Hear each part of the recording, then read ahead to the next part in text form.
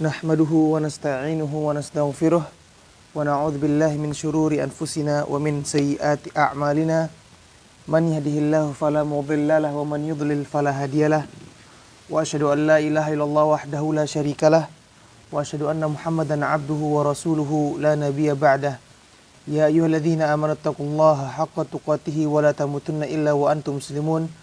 Ya ayyuhan nasu taqu rabbakumul ladzi khalaqakum min nafsin wahidah wa khalaqa minha zawjaha wa batha minhuma rijalan katsiran wa nisaa wattaqullaha alladzi tasaaluna bihi wal arham innallaha kana 'alaikum raqiba. Ya ayyuhalladzina amanu taqullaha wa qulu qawlan sadida yuslih lakum a'malakum wa yaghfir lakum dhunubakum wa man yuti'illaha wa rasulahu faqad faza fawzan 'azima. Amma ba'du fa inna asdaqal hadithi kitabullah wa khairul huda huda Muhammad sallallahu alaihi wasallam wa syarrul umuri muhdatsatuha fa inna kulla muhdatsatin bid'ah wa kulla bid'atin dhalalah wa kulla dhalalatin finnar. Hadirin yang dirahmati oleh Allah Subhanahu wa taala, alhamdulillah kita bersyukur kepada Allah Subhanahu wa taala pada subuh hari ini kita dipertemukan kembali di masjid yang mulia ini. Mudah-mudahan Allah Subhanahu wa taala menerima segala amal ibadah kita semuanya. Dan mudah-mudahan Allah Subhanahu wa taala memberikan kita manfaat dari apa yang akan kita pelajari pada subuh hari ini. Amin. Melanjutkan kembali kajian kita dan kita alhamdulillah telah sampai pada bab yang baru, bab yang ke-28. Di sini Al-Imam An-Nawawi rahimahullahu taala memberikan judul dengan babu satru auratil mu'minin, babu satru auratil muslimin wan nahyu an isya'atiha li ghairi darurah. Bab pentingnya atau bab menutup aurat orang-orang muslim dan larangan untuk menyebarkannya tanpa ada hal yang darurat atau tanpa ada kebutuhan.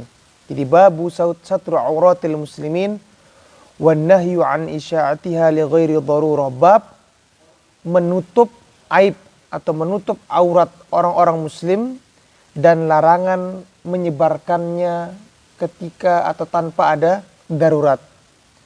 Dan merupakan metode Al-Imam An-Nawawi dalam menyusun kitab Riyadhus Shalihin ini sebelum beliau membawakan hadis-hadis ya, yang dianggap sesuai dengan bab atau judul dari babnya, maka Imam An-Nawawi akan membawakan ayat dari Al-Quran sebagai penguat dan sebagai pembuka, menjelaskan tentang pentingnya kita menutup aurat orang-orang atau menyembunyikan aurat orang-orang muslim dan larangan dari kita menyebarkan dan mempublikasikan kesalahan saudara kita tanpa ada keperluan.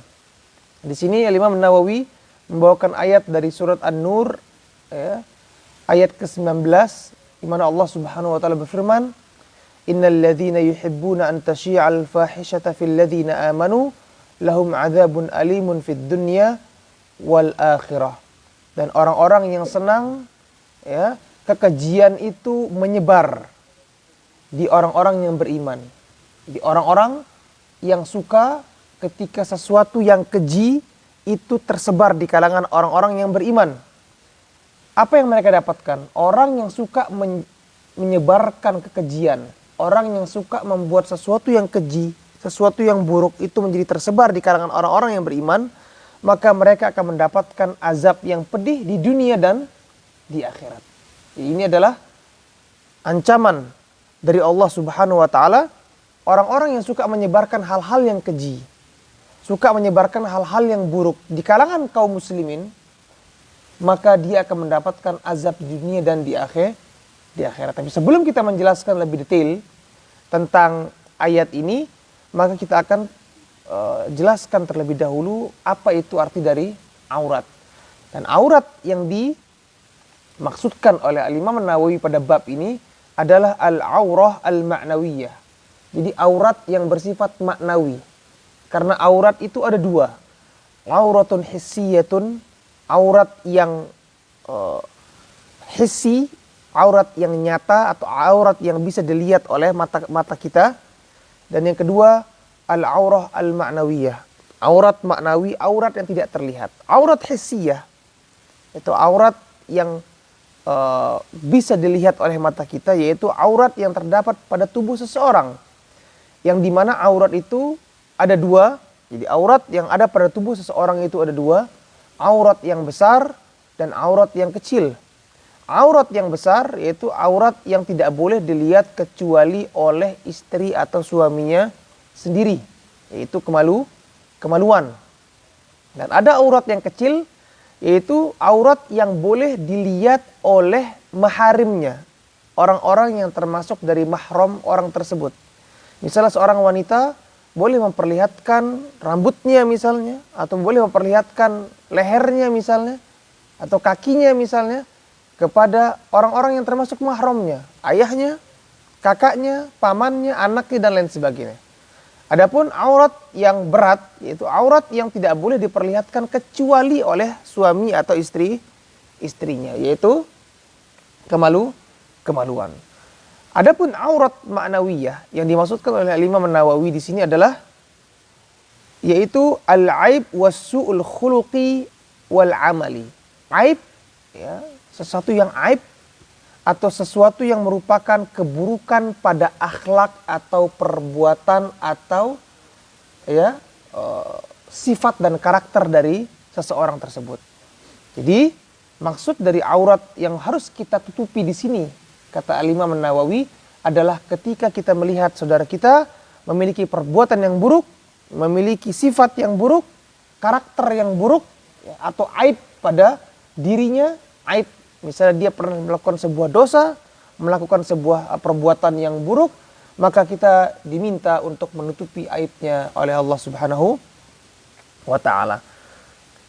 Oleh karenanya, ketika kita diminta untuk menutupi aurat orang-orang yang beriman, menutupi kesalahan-kesalahan mereka. Oleh karenanya Allah Subhanahu wa taala mensifatkan pada dasarnya manusia itu sebagai orang yang selalu berbuat salah. Di mana Rasulullah SAW bersabda, "Kullu bani Adam khata'." Setiap anak Adam itu pasti berbuat salah. Tidak ada orang yang maksum tidak pernah berbuat salah dalam hidupnya sekalipun, ya. Wa khairul khatta'in at-tawwabun, dan orang yang paling baik dari yang bersalah itu adalah orang-orang yang mau bertobat kepada Allah Subhanahu wa taala.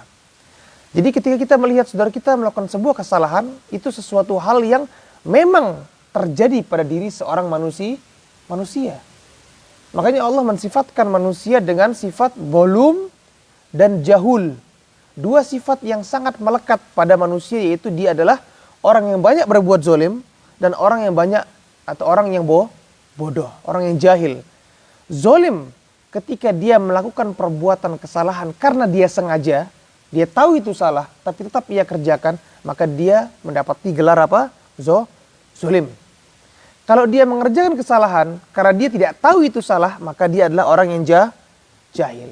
Jadi tidak lepas dari dua hal ini sifat seorang manusia. Dia mengerjakan kesalahan karena dia tahu itu salah tapi tetap dikerjakan, atau dia mengerjakan kesalahan tersebut karena dia tidak tahu itu adalah kesalahan, dia tergelincir pada perbuatan tersebut, maka dia dikatakan sebagai orang yang jahil. Oleh karenanya hadirin dirahmati Allah Subhanahu wa taala, menutupi aib kaum muslimin merupakan dasar.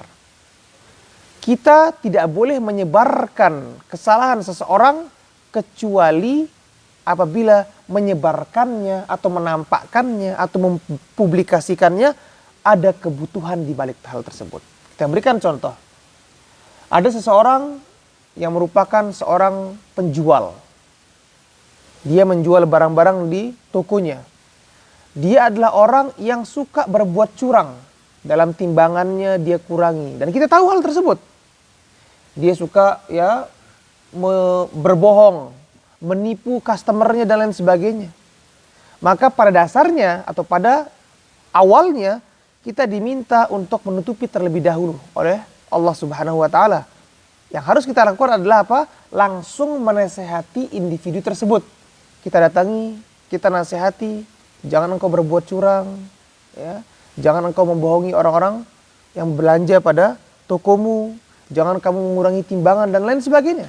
Kalau dia menerima nasihat tersebut, alhamdulillah, maka itu yang kita harapkan. Tapi kalau dia tidak mau menerima nasihat tersebut, ya, kemudian dia masih tetap ya menipu, ya, membohongi orang-orang, ya, para customernya, maka di sana karena adanya maslahat supaya orang tidak tertipu dan supaya orang tidak terzolimi, ya, tidak terugikan oleh orang tersebut, maka boleh kita menyebarkan, ya, bahwasanya si fulan ini adalah orang yang suka berbuat curang ketika mengukur timbangan pada saat dia menjual dan lain sebagainya. Baik. Atau misalnya ada orang yang suka main perempuan, ya, dia adalah orang yang mata keranjang dan lain sebagainya. Kita berusaha di awal, ya, untuk menutupi aibnya. Kita nasihati dia secara diam-diam. Engkau harus menundukkan pandanganmu. Ya. Itu adalah satu hal yang haram. Tidak boleh engkau berduaan dengan yang bukan mahrammu. Tidak boleh kamu begini dan begitu. Kalau dia menerima, alhamdulillah. Ya. Tujuan dari nasihat itu tersampaikan.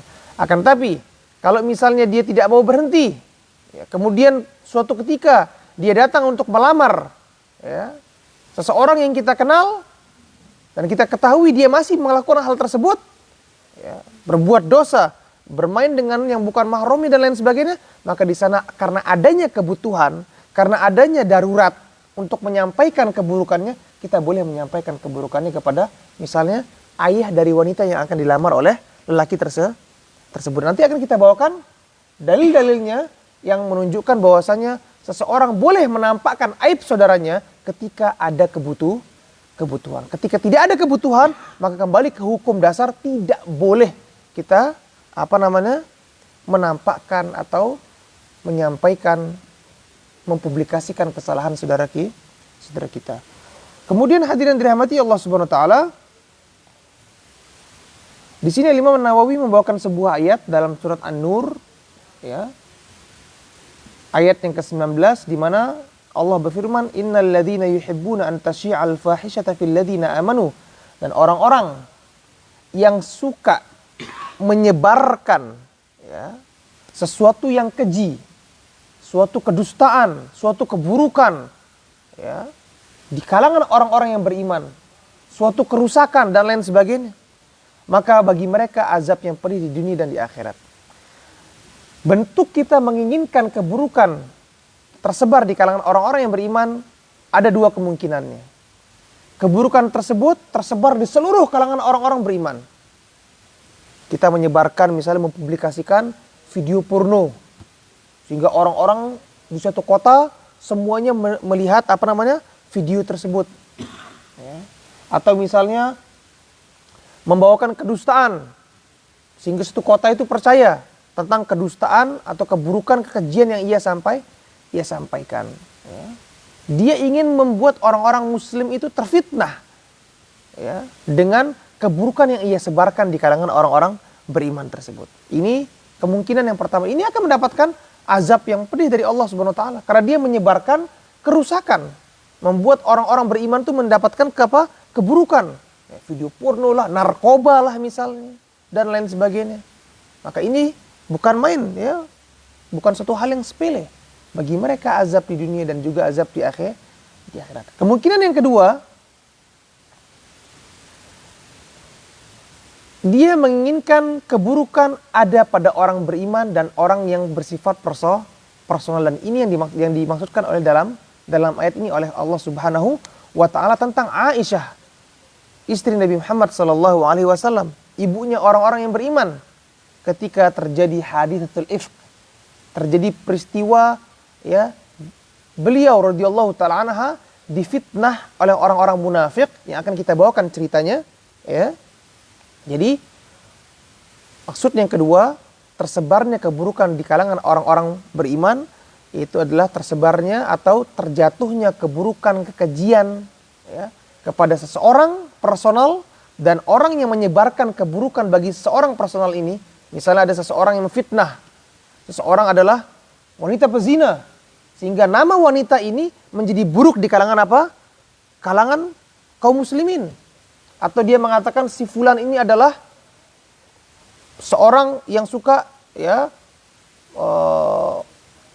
minum dan lain sebagainya, padahal dia tidak pernah melakukannya, sehingga tersebar di kalangan orang-orang yang beriman, di kalangan kaum muslimin, si pemuda tadi adalah pemuda yang buruk. Ya.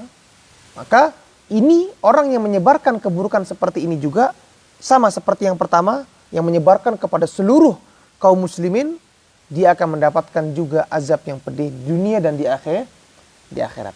Kisah yang terjadi, ya, sebab turunnya ayat ini disebutkan oleh para ulama dengan haditsatul ifk, yaitu peristiwa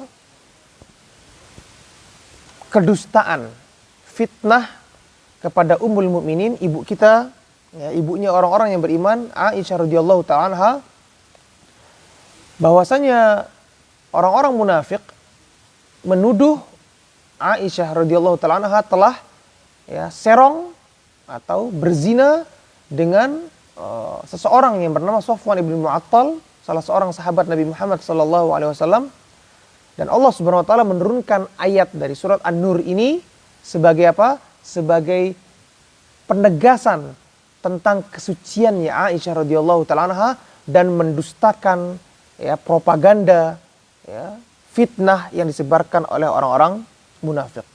Kisahnya adalah Rasulullah sallallahu alaihi wasallam setiap beliau ingin berangkat safar, baik itu safar untuk jihad misalnya, safar berpergian jauh untuk berdakwah misalnya, ya, maka Rasulullah SAW pasti akan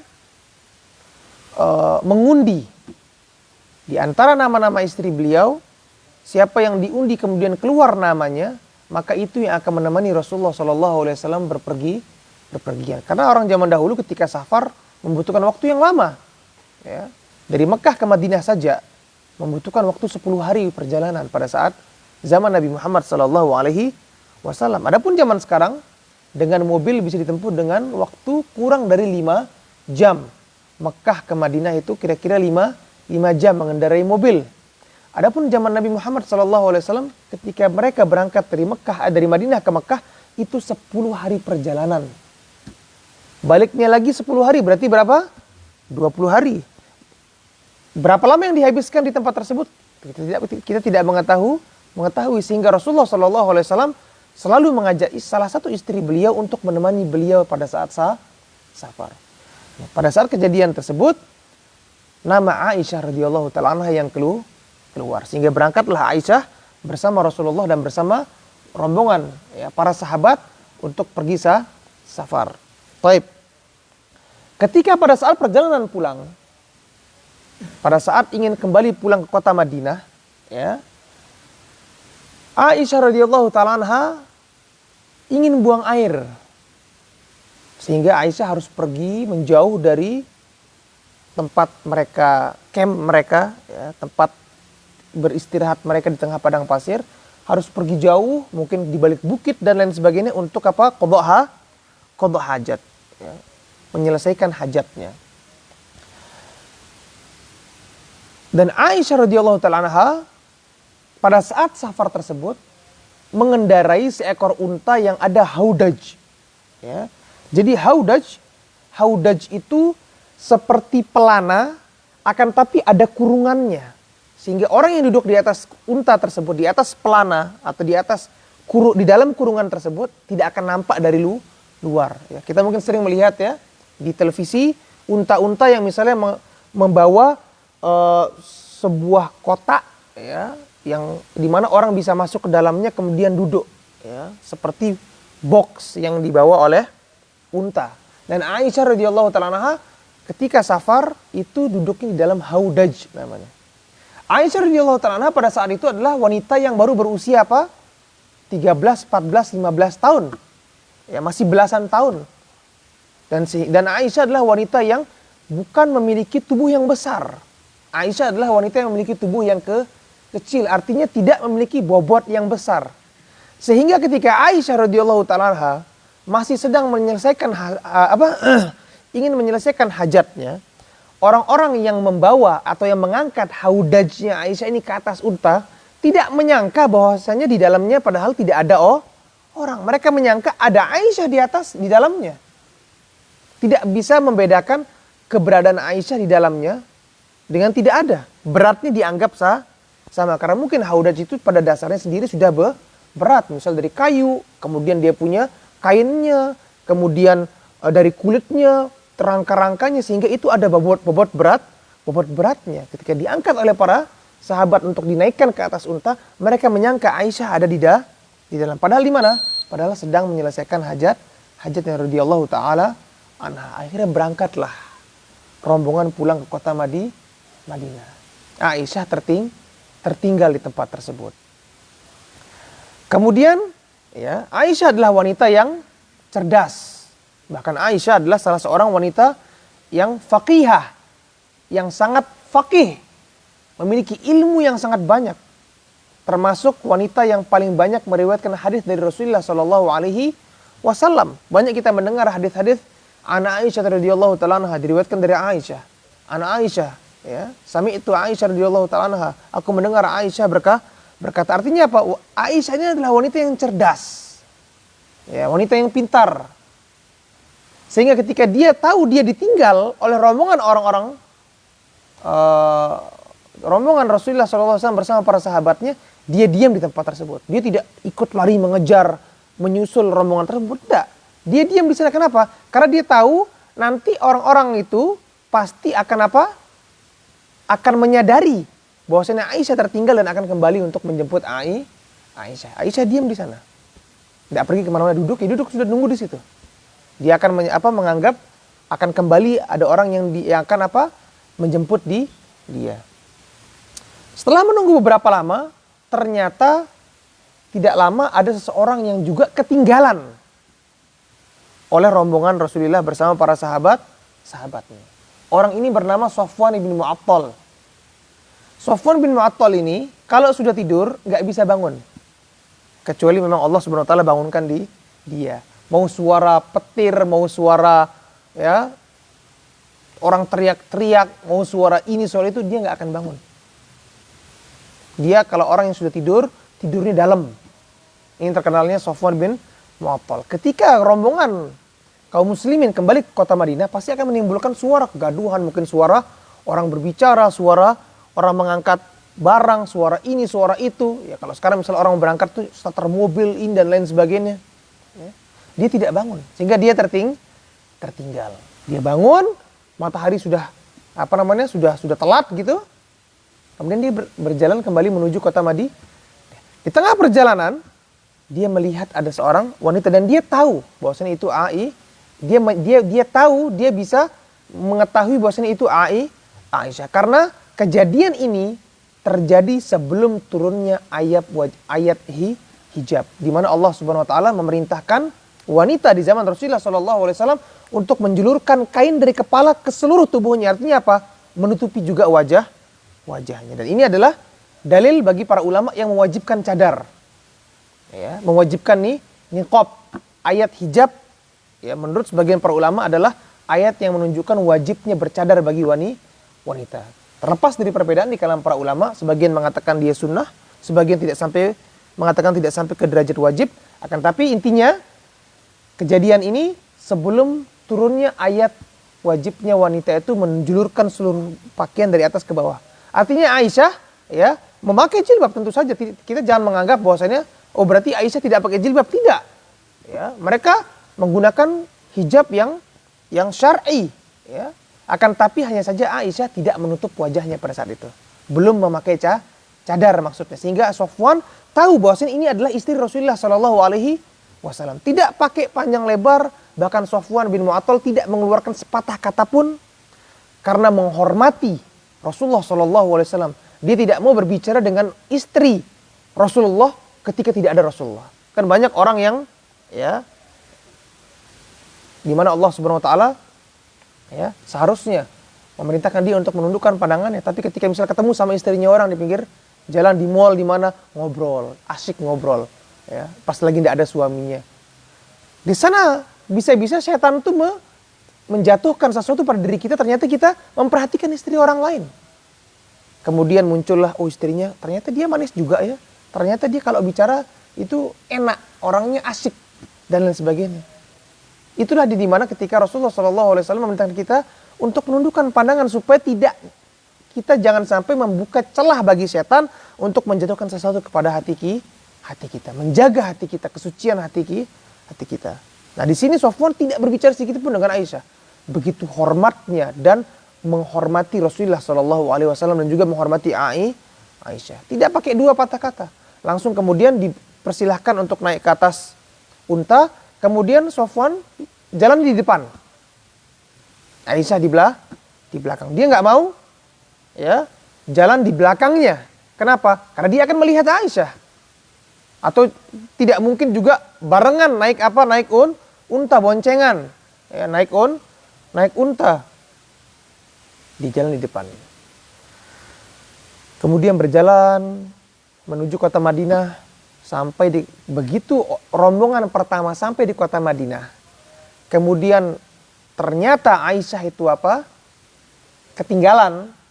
Dan juga ternyata Sofwan bin Mu'attal juga ketinggalan. Orang-orang munafik kemudian muncul ide. Nah, ini dia pas ini katanya. Mereka ingin menyakiti hati Rasulullah SAW. Ingin menghancurkan perasaan Rasulullah SAW. Karena tujuan mereka adalah tidak lain ingin menghancurkan Rasulullah SAW, menyakiti perasaan Rasulullah SAW. Kemudian mereka ya,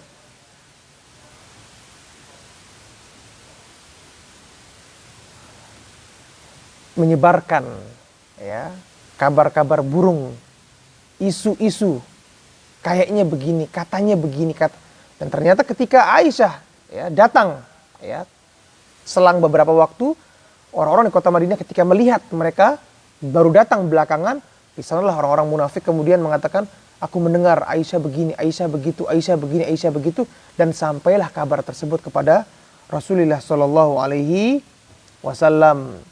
Kemudian ya Allah Subhanahu wa taala mentakdirkan ya Aisyah ketika sampai ke kota Madinah sakit, subhanallah. Ya. Ketika sampai di kota Madinah, Aisyah kemudian sakit. Ya, mungkin pulang dari perjalanan, capek, ya, panas. Dia seorang pulang safar itu kemudian perlu istirahat sehari 2 hari karena mungkin badannya terlalu capek. Aisyah capek sehingga tidak keluar rumah beberapa hari. Tidak keluar rumah sama sekali.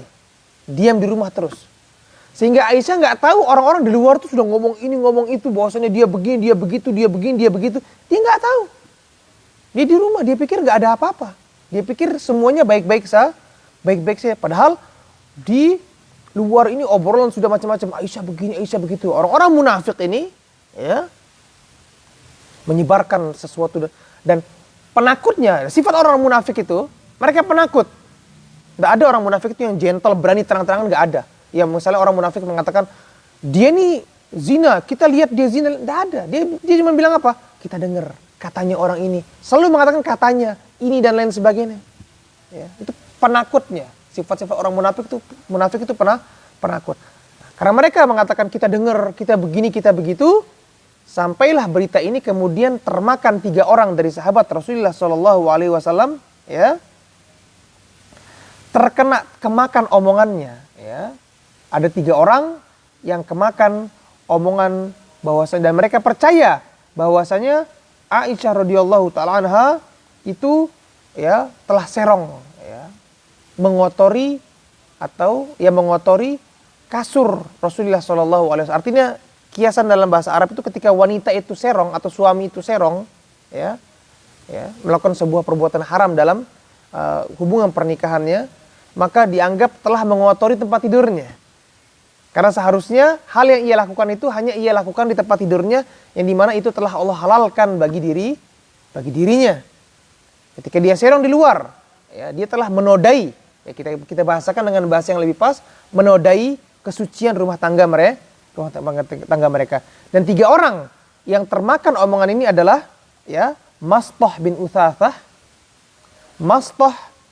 Uthathah, ya, yaitu adalah misannya Abu Bakar, sepupunya Abu Bakar, berarti paman misannya Aisyah. Jadi Uthathah itu tantenya Abu Bakar. Jadi Mastah ini berarti sepupunya Abu Abu Bakar. Sehingga Mastoh ini paman misannya, paman sepupunya Aisyah. Paman sepupu lah kita katakan. Dan yang kedua Hasan bin Thabit. Ini juga apa? Termakan ya, omongan. Sehingga mereka juga ikut apa? Ikut membicarakan ya tentang kekejian yang mungkin dilakukan oleh Aisyah pada saat itu menurut mereka. Dan yang terakhir adalah Hamnah binti Jahsh. Hamnah binti Jahsh ya, seorang wanita yang merupakan istri dari Zainab binti Jahsh. Hamnah binti Jahsh ini saudari atau saudaranya Zainab binti Jahsh. Siapa Zainab binti Jahsh? Siapa itu Zainab binti Jahsh? Zainab binti Jahsh ini istri, salah satu dari istri Rasulullah Shallallahu Alaihi Wasallam. Jadi Hamnah ini adalah iparnya Rasulullah. Sehingga disebut oleh para ulama, kemungkinan artinya kenapa ini bisa terjadi? Karena ya namanya kehidupannya ipar dengan ipar tuh ada gengsi-gengsian, ada yang namanya gesekan-gesekan, sehingga ketika mendapatkan berita seperti ini langsung percaya. Ya, karena Hamnah ini mungkin dianggap ya, ingin memproteksi atau ingin istilahnya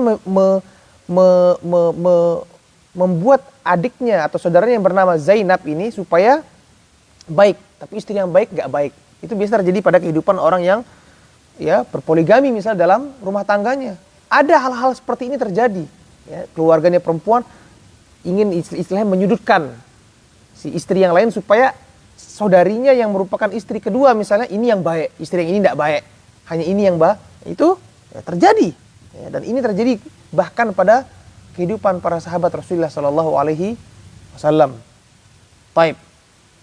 Kemudian apa yang terjadi? Ya, kemudian ya Allah Subhanahu Wa Taala menurunkan ayat ya. Dan Rasulullah SAW ketika tersebarnya ya, berita tersebut, Rasulullah SAW ya, menunggu, tidak bisa mengatakan iya atau tidak. Rasulullah SAW menunggu wahyu dari Allah Subhanahu Wa Taala, sehingga sikap Rasulullah kepada Aisyah sembari menunggu wahyu itu turun dari Allah Subhanahu Wa Taala adalah sikap yang dingin.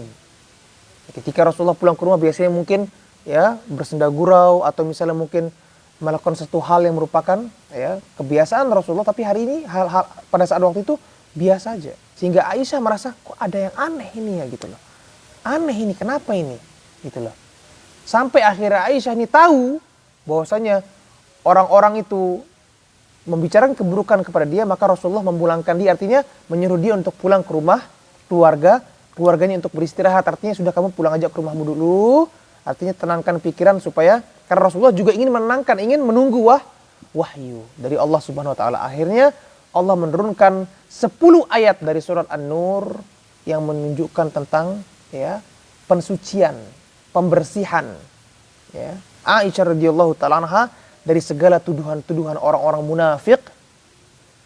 Dan Allah berfirman, ya innalladzina ja'u bil ifqi usbatun minkum, dan orang-orang yang datang membawa berita kebohongan, mereka adalah orang bagian dari mereka. Yaitu apa? Para sahabat Rasulullah SAW yang kemakan omongan tadi itu. Jadi orang-orang munafik ini pinter. Dia cuma ngelempar sesuatu, ngelempar umpan, ya. Ketika 3 orang tadi yang saya sebutkan namanya tadi siapa? Ya, Mastoh bin Utsatsah, Hasan bin Thabit, sama Hamnah binti Jahsh. Kemakan omongannya, kemudian mereka yang akhirnya menyebarkan sana sini ngomong, orang munafik sudah cuci tangan. Gak ikut-ikutan lagi. Pintar mereka ya. Kelicikan orang-orang munafik. Usbatun minkum, mereka adalah bagian dari kalian yang menyebarkan apa? Berita kebohongan ini. La tahsabuhu syarran lakum, bal huwa khairun lakum. Orang-orang menganggap ini keburukan karena apa? Mereka sempat ya sebagian bingung. Apakah iya ternyata istri Rasulullah SAW ya itu ada kemungkinan berbuat serong dan lain sebagainya. Bal huwa khairun lakum, padahal ini baik. Ketika Allah menurunkan pensucian ya kepada Aisyah, ini adalah berita baik. Kenapa? Karena Allah Subhanahu Wa Taala tidak mungkin. Ya, dan ini yang kita ingin jelaskan, tentang orang-orang yang masih menganggap sampai sekarang adalah kalau Aisyah itu adalah wanita yang berbuat zina, ada beberapa hal keburukan, ada beberapa hal kekejian dan kejahatan yang mereka lakukan. Yang pertama, mereka mendustakan firman Allah Subhanahu wa taala di dalam ayat surat An-Nur ini. Allah telah mensucikan Aisyah, tapi mereka sampai sekarang masih mengatakan apa? Oh, tidak, Aisyah itu adalah wanita pezina. Waliyadzubillah. Yang kedua, mereka telah mendustakan firman Allah di mana Allah berfirman, ya, orang-orang yang baik bagi orang-orang yang baik. Lelaki yang baik untuk perempuan yang baik. Perempuan yang baik bagi lelaki yang baik. Lelaki yang buruk bagi perempuan yang buruk. Dan wanita yang buruk bagi lelaki yang buruk. Nah, kalau misalnya benar apa yang dilakukan oleh ucapan orang-orang munafik, berarti firman Allah itu sebenarnya salah. Karena tidak mungkin Allah Subhanahu wa taala memilihkan Aisyah untuk Rasulullah sallallahu alaihi wasallam. Orang yang paling terbaik di muka bumi ini kemudian mendapatkan istri yang buruk, tidak mungkin. Ya. Pernikahan Rasulullah adalah pernikahan yang paling suci dari seluruh pernikahan yang ada di muka bumi ini. Tidak mungkin Allah Subhanahu wa taala memilihkan seorang istri bagi Rasulullah sallallahu alaihi wasallam, seorang yang misalnya berbuat perbuatan yang keji. Mereka mendustakan firman Allah Subhanahu wa taala. Ya. Taib. La likulli imri'in minhum maktasaba minal itsm. Setiap dari mereka akan mendapatkan balasan dosa sesuai dengan kadar, ya, keburukan atau sesuai dengan kadar kesalahan yang mereka lakukan, ya. Walladzi tawalla kibrahu minhum lahum adzabun alim. Dan orang yang paling, ya, atau orang yang mengambil peran penting dari menyebarkan keburukan Aisyah atau fitnah Aisyah tersebut, mereka akan mendapatkan azab yang pedih. Baik, kemudian laula id sami'tumuhu dhannal mu'minuna wal mu'minatu bi anfusihim khaira wa qalu hadza ifkun mubin. Ya. Dan ketika kalian mendengarnya, kalian tidak menganggap, ya, atau orang-orang yang beriman tuh tidak menganggap bagi diri mereka baik. Ya. Wa qalu hadza ifkun mubin. Ya, dan mereka tidak mengatakan ini adalah apa? Kebohongan yang nyata. Maksudnya apa? Ketika tersebarnya berita tersebut, sebagian orang kemakan. Mereka tidak langsung mengatakan, ini bohong. Seharusnya mereka lakukan adalah langsung mengkat atau memotong. Ya, bahwasanya ini nggak mungkin. Sudah, artinya ini tidak masuk akal. Tidak masuk akal secara logika dan secara syariat. Tidak mungkin seorang istri Nabi itu berbuat serong, tidak mungkin. Akan tapi kenyataan yang terjadi, sebagian dari mereka ada yang kemakan, ada yang ragu. Iya apa enggak? Ya, taib. Kemudian laula ja'u alaihi bi arba'ati syuhada, ya, fa idz lam ya'tu bis syuhada fa ulaika 'indallahi humul kadzibun. Ya, akan tapi kenyataan yang terjadi, mereka tidak bisa membawakan 4 saksi, dan ini adalah batasan yang dijelaskan oleh Allah Subhanahu wa taala bahwasanya ketika seorang itu ingin, ya, menetapkan seseorang itu berbuat zina dengan seseorang, maka wajib hukumnya membawa 4 orang saksi. Dan 4-4-nya ini melihat, ya, kemaluan itu bertemu dengan kemaluan. Seperti misalnya apa? Melihat ember itu masuk ke dalam sumur. Ya. Kalau enggak 4 orang, misalnya cuma 3 orang yang datang, atau 2 orang misalnya yang datang, atau yang mengadu, bersaksi, saya melihat dia berzina, atau 1 orang misalnya, tidak sampai 4 orang, maka mereka dianggap oleh Allah Subhanahu wa taala sebagai orang-orang yang pendusta, pembohong. Contoh, ada seseorang yang datang ke hakim melaporkan bahwasanya si fulan dan si fulana berzina. Kemudian hakim mengatakan, mana saksinya? Enggak ada, cuma saya aja. Maka yang pertama, laporan tersebut ditolak, dan orang yang melaporkan tadi itu dicambuk 80 kali. Karena dia dianggap sebagai orang yang apa? Berbohong. 2 orang misalnya yang datang, 2-duanya dicambuk 80 kali. 3 orang yang datang, 3-tiganya dicambuk 80 kali. Harus 4 orang baru diterima. Ya, jadi tidak boleh kita sembarangan, gampang-gampangan menuduh orang apa berbuat zina. Walaupun kita lihat dia berdua di dalam ruangan telanjang. Kita katakan dia berbuat maksiat, berkholwat, berbuat perbuatan yang sangat jahat, perbuatan yang sangat, ya, keji, tapi mengatakan berzina, karena zina itu sebuah hukum.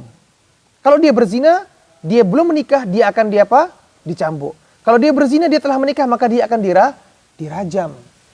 Itu dalam Islam. Tidak gampang-gampang lidah kita ini apa? Oh, dia adalah wanita pezina. Oh, ini lelaki pezina. Tidak boleh kita main-main. Iya, kalau benar, kalau tidak, di hari kiamat kita akan dimintai pertanggungjawaban oleh Allah Subhanahu wa taala. Ya. Nah, karena tidak mendapatkan tidak bisa membawa 4 saksi, ya, dan orang-orang tersebut tidak bisa membawa saksi, maka mereka adalah orang yang berdusta. Fa illam ya'tu bisyuhada fa ulaika indallahi humul kadzibun. Mereka adalah orang yang berdusta di sisi Allah Subhanahu wa taala. Ya, kemudian walaula fadlullahi alaikum wa rahmatuhu fid dunya wal akhirah lamassakum fima afattum fihi adzabun alim. Karena orang-orang sebagian ada yang kemakan, kemudian ikut ngomongi, Aisyah kok begini, begitu dan lain sebagainya. Ini adalah mendatangkan kemurkaan Allah sebenarnya. Dan kalau bukan karena rahmat Allah, Allah turunkan azab pada saat itu.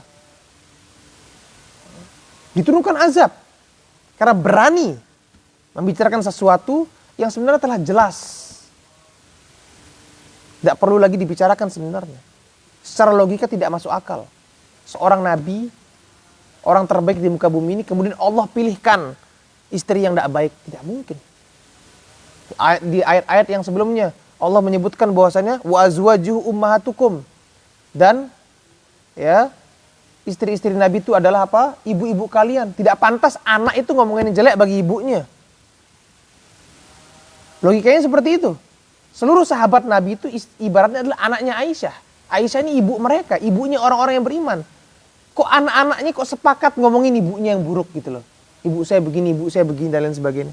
Secara logika tidak masuk akal. Tapi kemudian ya, id talaqawnahu bi alsinatikum wa taquluna bi afwahikum ma laysa lakum bihi ilm wa tahsabunahu haynan wa huwa indallahi azim. Yang ketika kalian tuh saling membicarakannya dengan lisan kalian, ya, yang dimana kalian sebenarnya nggak punya ilmunya, kalian nggak tahu, ya, dan kalian menganggap itu perkara yang remeh, dianggap enak, dianggap buah bibir, pembicaraan apa, bahan bicara, ngobrol, karena pada saat itu menjadi trending, ya, di kota Madinah, ya, semua orang membicarakannya. Nah, orang-orang munafik pada saat itu menganggap, wah ini benar-benar kesempatan yang emas untuk mereka. Tidak ada kepentingan kepada Aisyah, mereka tidak ada kepentingan menjatuhkan namanya Aisyah. Tujuan mereka bukan menjatuhkan Aisyah sebenarnya. Tujuan mereka adalah apa? Ingin menjatuhkan nama Rasulullah, ingin menyakiti Rasulullah. Itu tujuan orang-orang munafik. Tujuan adalah menyakiti Rasulullah. Wa huwa indallahi azim. Tapi sebenarnya yang kalian kerjakan itu adalah besar di sisi Allah. Al-khabithatu lil khabithin wal khabithuna lil khabithat wat thayyibatu lit thayyibin wat thayyibuna lit thayyibat. Orang-orang yang wanita yang buruk bagi lelaki yang buruk, lelaki yang buruk bagi wanita yang buruk, wanita yang baik bagi lelaki yang baik, dan lelaki yang baik bagi wanita yang baik. Baik. Kemudian hadirin dirahmati Allah Subhanahu wa taala, ya. Allah berfirman, ya, qultum ma yakunu lana an natakallama bihadza subhanak hadza buhtanun azim. Lihat di mana Allah Subhanahu wa taala, ya, ingin menyucikan Aisyah dengan mengatakan hadza buhtanun azim. Ini adalah kedustaan yang nyata. Diselamatkan, dibela, ya, dijelaskan oleh Allah Subhanahu wa taala tentang betapa sucinya Aisyah radhiyallahu taala anha, dan semua yang diucapkan oleh orang-orang munafik dan orang-orang yang kemakan omongannya tersebut, itu adalah sebuah kebohongan. Sehingga setelah turun ayat ini, 3 orang tadi itu, siapa 3 orang tadi itu? Mastah bin Utsatsah, Hasan bin Thabit, dan yang terakhir Hamnah bin Jahsy. 3-tiganya dicambuk oleh Rasulullah SAW 80 kali cambukan. Karena kenapa? Karena 3, ya, bukan 4. 3, dan terlepas dari itu semua, walaupun 1000 orang yang mempersaksikan, karena turunnya ayat, ya, pembelaan dari Allah Subhanahu wa taala, mereka semua dicambuk oleh Rasulullah sallallahu alaihi wasallam. Oleh karena hadirin dirahmati Allah Subhanahu wa taala, jangan kita sembarangan, ya, membicarakan aib saudara kita, kemudian menyebarkannya, ya, menjadikan itu bahan ngopi sore atau bahan duduk-duduk santai, ya. Ada satu problem yang dihadapi oleh saudara kita obrolin, Ya, aibnya kita obrolin karena tidak ada tujuan nasihat di sana. Kalau Anda mendatangi saudaranya kemudian nasihati dia, itu yang lebih baik. Bukan malah menjadikan apa? Ngobrol-ngobrolin di luar. Tapi kita bacakan ayat atau hadis yang dibawakan oleh Imam Nawawi secara singkat saja. Hadis yang diriwayatkan oleh Abu Hurairah radhiyallahu taala an. Dan hadis ini hadis yang diriwayatkan oleh Imam Muslim dalam sahihnya. Rasulullah sallallahu alaihi wasallam bersabda, "La yasturu 'abdun 'abdan fid dunya illa satarahu Allahu yaumal qiyamah." Illa satarahu Allahu yaumal qiyamah. Tidaklah seseorang menutupi ya aib saudaranya yang lain, tidaklah seorang hamba menutupi hamba yang lainnya, yaitu menutupi aibnya di dunia, maka Allah akan menutupi kesalahannya di hari kiamat kelak ya.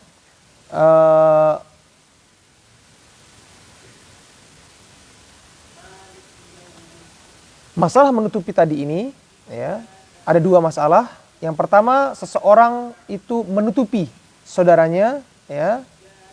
Kalau misalnya saudaranya ini baru tumben melakukan kesalahan, atau misalnya dia adalah orang yang melakukan kesalahannya itu sembunyi-sembunyi misalnya, ya, kita berusaha menutupinya, kita nasihati dia ya. Kalau dia menerima, alhamdulillah. Kalau yang kedua, orang yang emang terang-terangan jenggo ya, sengaja maksiat terang-terangan, kalau kayak seperti ini tidak perlu ditutupi aibnya ya. Karena dia sendiri telah membongkar aibnya dengan apa? Terang-terangan, misal diposting, diupload dia punya maksiatnya ya, dipublikasi dan lain sebagainya, keluar di jalan dengan terang-terangan bermaksiat, maka orang seperti ini tidak mendapatkan hak untuk ditutupi aibnya ya. Dan akan kita bacakan pada pertemuan-pertemuan sebelumnya berikutnya, ada orang-orang yang emang gemar menyebuti maksiat cerita, maksiatnya seneng ya, untuk menunjukkan diri ini adalah orang yang hebat, pendekar misal dan lain sebagainya ya. Itu ada. Dan Rasulullah menyebutkan, insya Allah kita akan bacakan pada pertemuan berikutnya, orang yang di malam hari berbuat maksiat, Allah telah tutupi maksiatnya karena dia melakukannya di malam hari, nggak ada orang lihat. Pagi-pagi cerita ke teman-temannya, tadi malam saya begini. Tujuannya adalah apa? Supaya dia dianggap orang yang hebat ya. Ini namanya orang apa? Orang yang mujahir, orang yang terang-terangan. Dan orang yang mujahir dalam bermaksiat seperti ini tidak akan diampuni dosanya kecuali dia bertobat. Artinya apa? Kalau dia meninggal dari kiamat pasti akan diprosesi dosanya oleh Allah Subhanahu wa taala. Adapun orang yang berbuat maksiat yang lainnya tapi tidak terang-terangan, kalau dia meninggal membawa dosa tersebut di hari kiamat mungkin diampuni oleh Allah. Kalau Allah ingin ampuni, diampuni oleh Allah. Tapi yang terang-terangan ini dapat ancaman dari Allah Subhanahu wa taala, dari Rasulullah SAW, tidak akan diampuni oleh Allah. Ya. Nanti dari kiamat akan apa? Akan diprosesi dosanya itu oleh Allah Subhanahu wa taala. Karena kenapa? Di dunia dia terang-terangan. Ya. Dan kita lanjutkan pada pertemuan yang berikutnya. Mungkin ini yang bisa saya sampaikan pada pertemuan kali ini, kurang lebih saya mohon maaf. Mudah-mudahan apa yang kita sampaikan pada pertemuan kali ini mendapatkan barokah dari Allah Subhanahu wa taala, dan mudah-mudahan Allah Subhanahu wa taala memberikan taufik kepada kita semuanya. Saya tutup sampai di sini. Subhanakallahumma wa bihamdika asyhadu an la ilaha illa anta astaghfiruka wa atubu ilaik. Assalamualaikum warahmatullahi wabarakatuh.